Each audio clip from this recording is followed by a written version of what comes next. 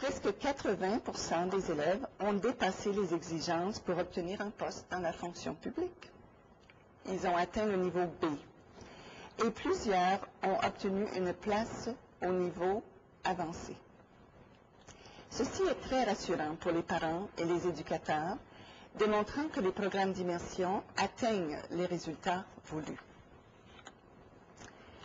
Le problème, par contre, c'est que trop peu d'élèves poursuivent leur programme en français jusqu'en 12e année et que l'apprentissage continue à être une expérience académique et non une expérience vécue authentique.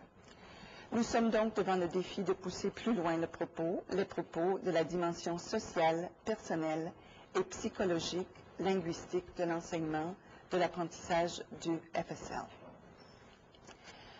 En écoutant les propos de Diane Adam, l'ancienne commissaire aux langues officielles du Canada, qu'elle a prononcé lors d'une conférence de la chaire des Rochers aux études canadiennes du campus Saint-Jean cette année, je me suis arrêtée sur cet énoncé.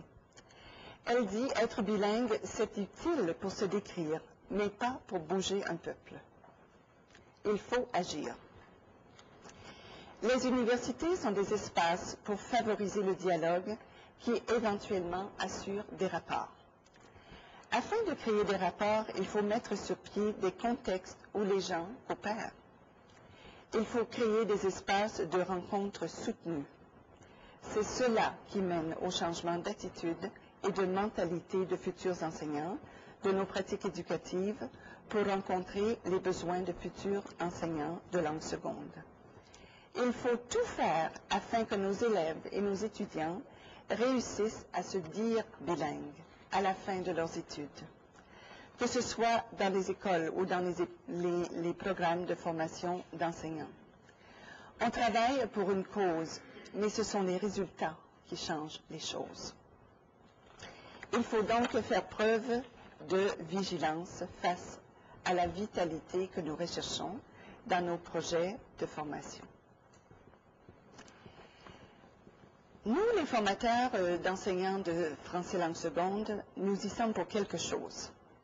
Mais avant de parler de ça, j'aimerais brièvement parler de pourquoi on est là, notre responsabilité première.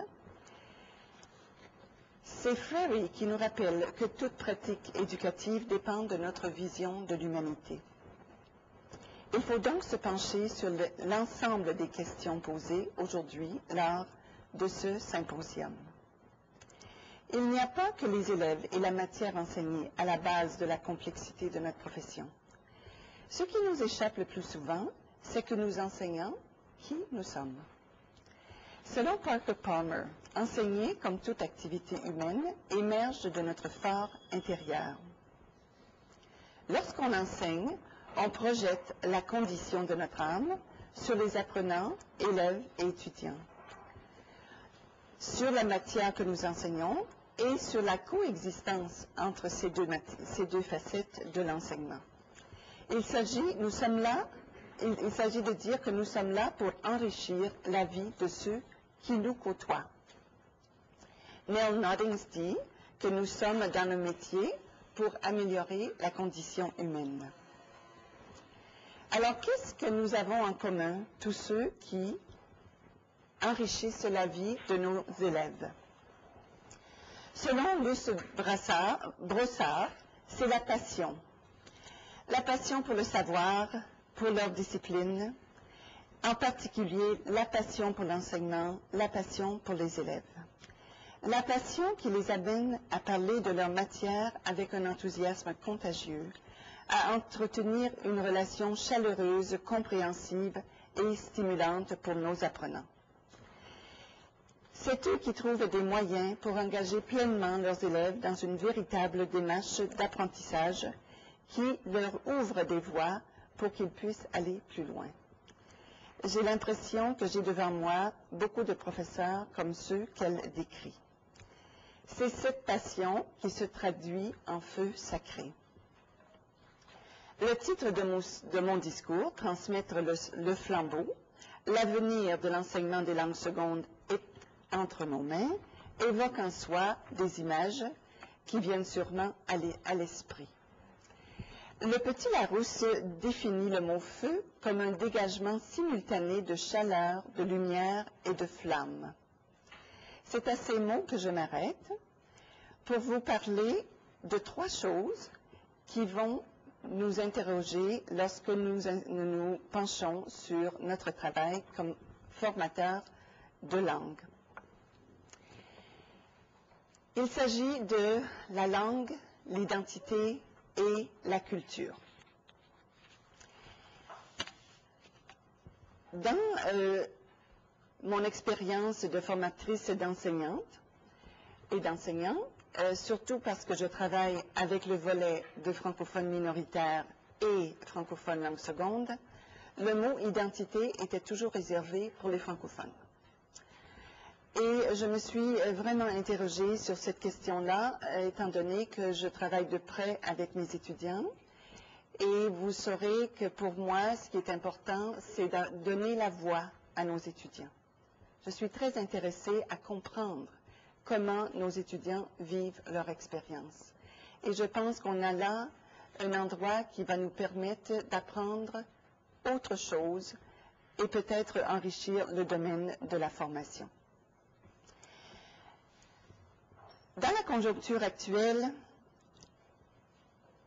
le domaine de l'enseignement et l'apprentissage du français comme langue seconde dépasse la notion de traiter la langue comme un phénomène à maîtriser objectivement. Autrefois, on la traitait comme si elle était neutre, qu'elle appartenait à quelqu'un d'autre.